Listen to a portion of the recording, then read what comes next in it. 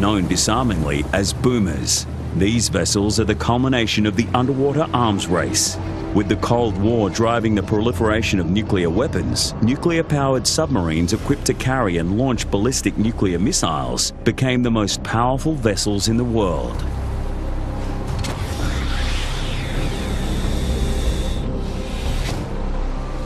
It was Russia in the 1950s that claimed the dubious honour of becoming the first nation to equip a sub with nuclear warheads. The US was quick to follow suit, and these two superpowers have continued to dominate the deployment of nuclear ballistic submarines.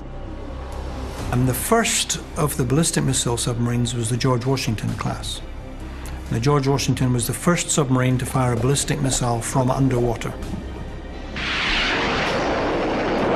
Number 2 goes up, described by official observers as a little better than the first, and the first was excellent. Featuring similar designs to hunter-killer subs, boomers were built larger to accommodate their nuclear missile payload.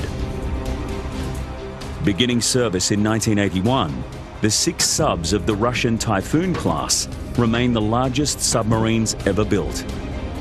They can comfortably accommodate their 160-member crews for submerged missions lasting months at a time. The Typhoon was so big and strong, and it was designed to go under the ice, that one of the concepts of the Typhoon was that it would survive the first strike. The whole object of the deterrence in the Cold War is that nobody would strike because there's no such thing as a second strike. Launched in the same year, the US Navy's Ohio class may have been smaller, but it came equipped with an overkill of 24 nuclear ballistic missiles, the largest armament ever carried by a submarine. Fired from the launch tube by gas pressure, boomers can project their missiles with sufficient velocity to reach the surface from 50 metres below. From there, rocket motors engage to carry the missiles, along with their multiple warheads, with pinpoint accuracy for thousands of kilometres.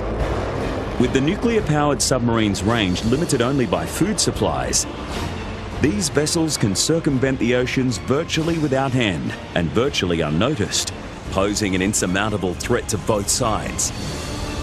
Both the British and the Americans are actually actively, right at the moment, developing the next boomer class.